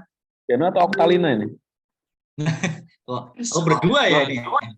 Maaf Pak, ini saya Welson Pak. Tapi satu device Pak, biar menghemat kuota. Oh iya. Pinter. Ya, saya mau tanya Pak. Saya baru Ya. kepikiran nih. Dulu waktu di mata kuliah perpindahan panas, itu kan kita belajar soal blanket jacket gitu Pak ya. Buat mencegah panas atau mungkin menghalangi perpindahan kalor lah dari entah itu furnace atau apa ke lingkungan gitu. Nah, saya kepikirannya gini Pak. Cooling tower kan lumayan kan biaya nih dalam proses pembuatan plan design.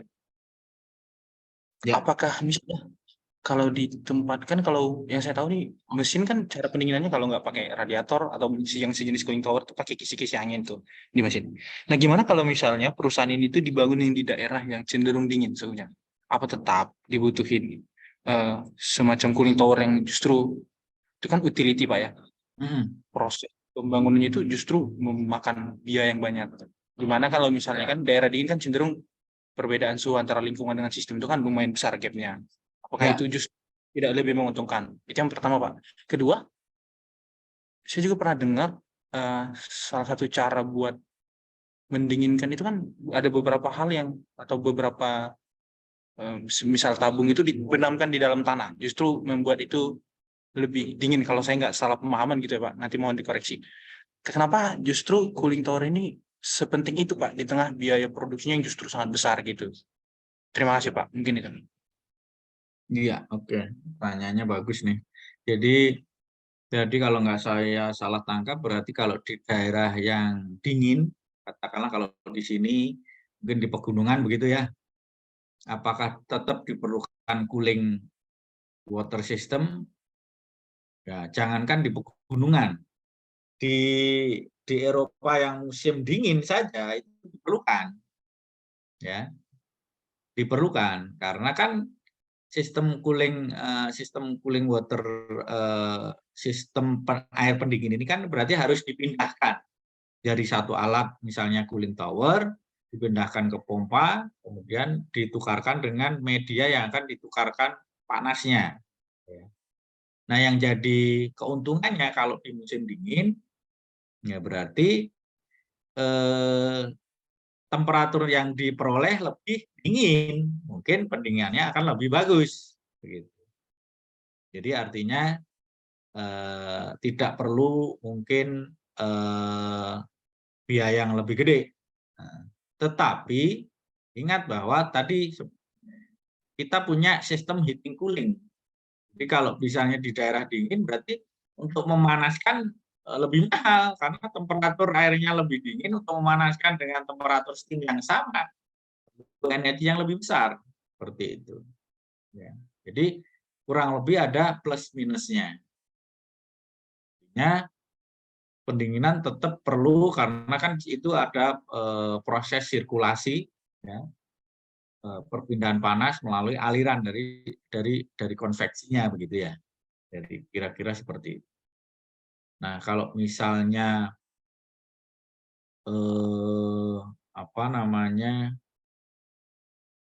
kalau ketika tidak ada cooling tower terus ya udah di pendinginannya natural saja, berarti tadi mungkin apa namanya berpikir bahwa ya udah nggak perlu pendinginan karena ini di daerah dingin ngapain dinginin, toh juga nanti dingin, ya dinginnya dingin tapi mungkin 2 hari 3 hari baru dingin.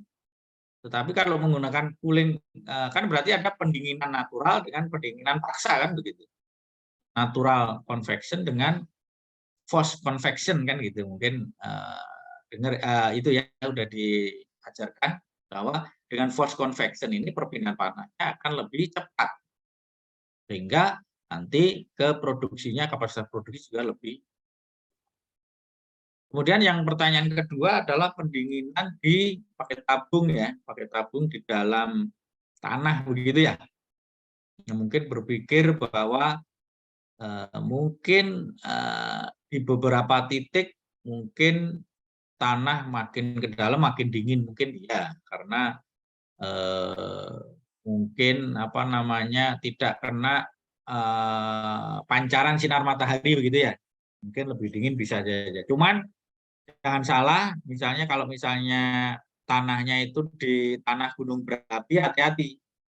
Makin ke dalam, ya itu makin panas gitu. Nah, itu seperti itu. Nah, artinya tergantung memang areanya saja. Banyak teknik-teknik pendinginan, pemanasan itu banyak, tetapi ingat bahwa teknik-teknik seperti itu harus cocok dengan proses yang kita punya. Artinya merancang sistem utilitas harus disesuaikan dengan kebutuhan pendinginan dari proses itu sendiri. Kira-kira seperti itu, Mas. Mungkin bisa menjawab ya. Silahkan.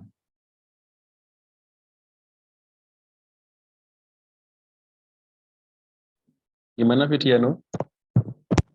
Vidiano. Vidiano tahu ya? Wilson nambah satu lagi nih. Wilson ya tadi namanya. Ya.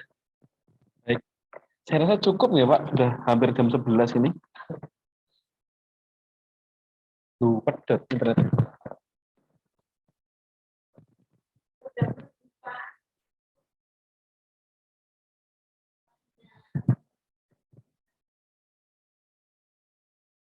Dengan materi, apakah mungkin apa namanya terlalu detail, terlalu praktis, begitu ya. Karena ini memang yang terjadi di lapangan, artinya real. Nah, itu ada lagi siapa? Mungkin saya rasa sudah cukup nih Pak Rosmanto ya. Oke, baik. Itu ada yang raise hand itu cukup? Pak Sojo tadi sudah bertanya tadi ya? Oh, sudah ya? Oke, baik. Sama Wilson sudah. Ya, mungkin ada. Mau tanya lagi Pak? Mau tanya lagi ya? Boleh Pak Rosmanto? Boleh. Oh boleh ya, boleh.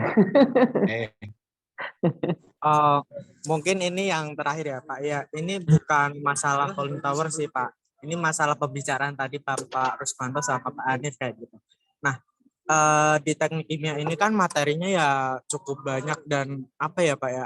Ya bisa dibilang susah-susah gitu kan Pak. Nah, saat nanti kita di industri itu apakah nantinya kita dites ulang lagi untuk apa namanya pelatih mengenai materi tersebut, apakah Atau apakah nanti itu ada pelatihan lagi atau bagaimana Pak? Kalau kita itu masuk ke industri Pak. Terima kasih Pak. Iya, sama-sama. Jadi biasanya kalau masuk industri kan biasanya di training dulu, benar. Misalnya ada masa probation atau percobaan. Misalnya 3 bulan atau 6 bulan masuk training center dulu, kemudian dikenalkan pabriknya seperti apa, fasilitasnya seperti apa. Nah, makanya mereka punya biasanya training centernya punya masing-masing karena itu penting ya. Jadi menyamakan persepsi antara apa yang diperoleh di bangku kuliah terhadap apa yang nanti dipelajari atau dievaluasi di pabriknya. Jadi itu untuk menyamakan persepsi. Kemudian mereka melakukan punya training center biasanya untuk juga menjadi standar bahwa dengan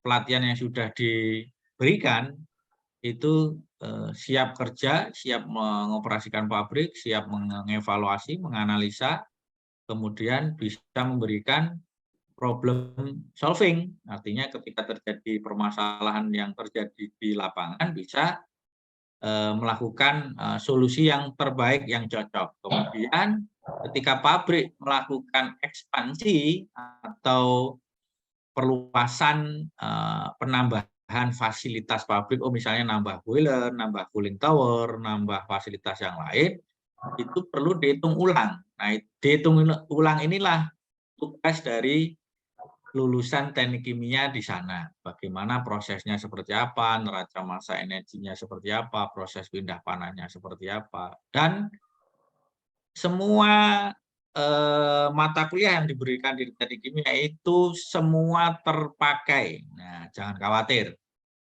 Jadi cooling tower aja tadi misalnya tentang water, berarti water treatment kepake, tentang transfer operasi perpindahan panas terpakai, kemudian operasi perpindahan massa juga tadi di cooling tower terjadi seperti itu berarti terpakai, ya kan? Kemudian nanti ketika implementasi proyek berarti nanti ditanya sama top manajemen, ketika saya merubah ini ukuran pipa seperti ini, ya biayanya berapa, investasinya berapa, budgetnya berapa, tolong dihitungkan dong ininya net present value-nya, payback period-nya, IRR-nya. Nah itu kan di ekonomi teknik kalau nggak salah ada ya diberikan. Artinya semua apa yang diajarkan Pak Hanif dan Bu Mega dan dosen yang lain itu akan terpakai, jangan khawatir. Jadi kalian kalau bisa semua begitu ya. Cuman memang pengalaman saya ini juk aja ya, lucu-lucuan bahwa mahasiswa disuruh bisa semua, tapi dosennya spesialis sendiri-sendiri. Gitu. Jadi kayak semacam gimana gitu. Ini ya dosen satu khusus utilitas, dosen satu khusus operasi perpindahan kalor. Nah, dosennya aja udah spesialis sendiri, tapi mahasiswanya harus bisa semua kan gitu. Nah, ini juknya seperti itu. Nah, tapi nggak apa-apa. Artinya itu semua terpakai, jangan khawatir nanti kalau udah di dunia kerja tetap ada pelatihan, bahkan untuk menjadi auditor energi aja juga ada pelatihannya, ada sertifikasinya, ya, ada semacam pengakuan kompetensi sertifikatnya. Jadi karena itu harus diperlukan standar seperti itu. Kira-kira seperti itu Mas Dwi ya, menjawab ya. Sangat menjawab Pak. Terima kasih Pak Krisnanto. Sama-sama. Jadi tenang saja, saudara, nanti kalau sudah di pabrik pasti akan dapatkan bekal baru lagi, ditambahi bekalnya oleh pabriknya karena sudah tanggung jawabnya mereka ya Pak ya. Betul ya. Harus bertanggung jawab terhadap pekerja yang bekerja di sana, harus diberikan bekal ilmu tambahan, makanya ada training centernya. Tetapi juga saudara harus ingat, sebelum masuk pabrik saudara harus lulus tes dulu. Lulus tes dulu itu saudara harus paling tidak memiliki punya critical thinking, problem solving, dan kemampuan umum yang lainnya. Betul. Monggo Bu Mega kalau ada yang mau ditambahkan. Sudah Pak Hanif? paket komplit ini dari Pak Rusmanto. Terima kasih Pak Rus sekali Sama-sama, lagi Ibu Mega. mewakili kami tim utilitas juga jurusan Pak Rus ngaturaken Oke. terima kasih atas partisipasi juga supportnya senantiasa Pak Rus untuk berbagi ilmu buat mahasiswa ya. Nih, siap. Dan kalau Oke. Jangan kapok-kapok Bu, ngundang kita ya. Boten Pak, ini mahasiswa sepertinya antusias ya, karena Iya. selain bisa menanyakan sesuatu yang teoritis juga bisa menanyakan yang di lapangan begitu. Jadi pasti Betul. menarik buat mahasiswa. Nggih. Betul. Siap, siap. kalau dari praktisi pasti ada update yang terbaru gitu ya Pak. Jadi tidak Ya. monoton ilmunya. Betul. Iya. Karena kadang di bangku kuliah kita nggak mendapatkan, justru dengan pengalaman itulah baru kita peroleh begitu. Baik, terima kasih banyak pada Pak Rusmanto atas materi yang telah disampaikan dan tentunya sangat berguna bagi guru mahasiswa yang hadir pada pagi hari ini sebagai bekal nanti pada saat setelah selesai lulus dan mencari pekerjaan di industri ya atau seperti tempat yang lain juga pasti akan terpakai. Mungkin itu dari kami Pak Rus, terima kasih banyak atas waktunya, atas kesempatannya, dan kita akan berjumpa lagi pada waktu yang lain nanti tahun semester depan atau tahun depan kita belum tahu, nanti kita nantikan informasi. Baik, Ya. terima kasih. Assalamualaikum warahmatullahi wabarakatuh, dan jangan lupa ini Pak Rusmanto Di untuk screenshot ya. teman-teman jangan pergi dulu ya. Ini 52 atau Ini di bawah saya 50? Saya remove 2 dulu di waiting room. Agar jadi 50. Sudah, Bapak? Ya. Sudah 50. Ya. Ya.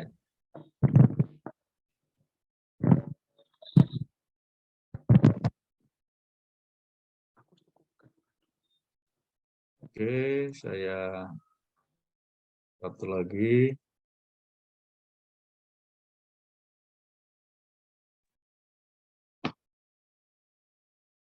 Oke, baik. Saya kira sudah cukup dan nanti kalau diperlukan materinya saya kirim ke Pak Hanif atau Bu Mega begitu.